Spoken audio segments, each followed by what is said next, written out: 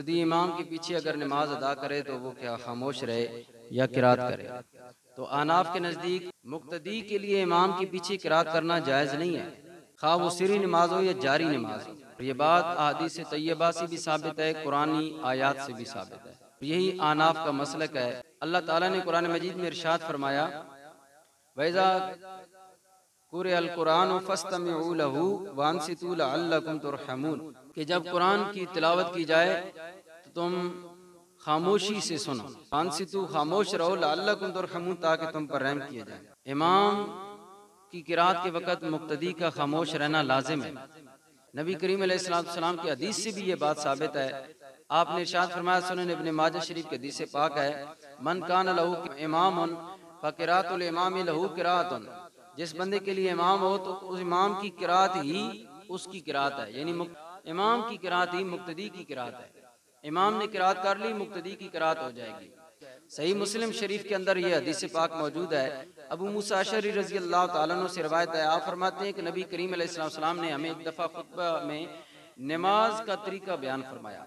तो नबी पाक अलैहिस्सलाम ने फरमाया कि फ़ाक़ीमू सुफ़ूफ़कुम, जब तुम नमाज अदा करने लगो तो अपनी सफ़ों को दुरुस्त कर लो। और फिर अगर तुम इमाम की इक्तिदा में नमाज अदा कर रहे हो तो फिर सुनो, फ़ैज़ा कब्बरा फ़कब्बिरू, तो फिर उस वक़्त जब इमाम तकबीर कहे तो तुम भी तकबीर कहो। वैज़ा क़रअ फ़अंसितू, और जब इमाम किरात करे तो तुम खामोश रहो। इस हदीस पाक में मुतलकन इमाम की किरात के वक़्त खामोश रहना वाजिब है। मुक्तदी खामोश रहे, इमाम की इक्तिदा में वो किरात न करे। इस हदीस पाक से ये बात साबित हो रही है, खा वो सिरी नमाज हो या जारी नमाज हो। मुत्ता इमाम मालिक के अंदर ये हदीस पाक मौजूद है कि नबी पाक अलैहिस्सलाम एक मरतबा आपने जारी नमाज जमात के साथ अदा की, तो आपके पीछे कोई सहाबी किरात कर रहे थे।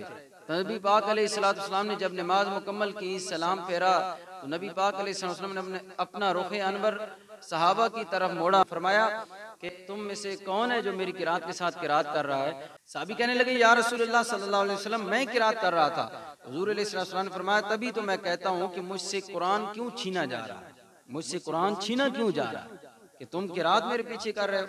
सहाबा किराम ने नबी पाक अलैहिस्सलाम की इक्तिदा में उसके बाद कभी किरात नहीं की। इन हदीस तैयबा से ये बात साबित होती है कि इमाम की इक्तिदा में जब मुक्तदी नमाज अदा कर रहा हो तो उस पर किरात करना लाजिम नहीं है।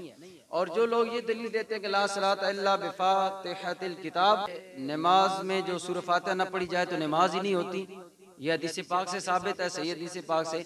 बिल्कुल ये हदीस पाक हम भी मानते हैं, लेकिन ये इनफिरादी नमाज है। जब आप इनफिरादी तौर पर नमाज अदा कर रहे हों तो उस वक्त सूरह फातिहा पढ़ना पर लाजिम और वाजिब है। अगर आप नहीं पढ़ेंगे तो आपकी नमाज नहीं होगी। लेकिन अगर आप जमात के साथ नमाज अदा कर रहे हैं तो जमात के आकामात मुख्तलिफ हैं। जमात के साथ नमाज अदा कर रहे हैं तो उस वक्त आकामात और हैं, और इनफरादी तौर पर आप नमाज अदा कर रहे हैं तो उस वक्त आकामात और हैं। मिसाल के तौर पर आप देखें कि मुक्तदियों से कोई गलती हो जाए इमाम की इक्तिदा में, तो इमाम पर सजदे साहब लाजिम नहीं होगा। लेकिन अगर इमाम से कोई गलती हो गई तो मुक्तदियों पर सजदे साहब लाजिम हो जाएगा। मुक्तदियों से गलती नहीं हुई है, गलती इमाम से हुई है, तो सजदा इमाम को करना चाहिए, मुक्तदियों को तो नहीं करना चाहिए।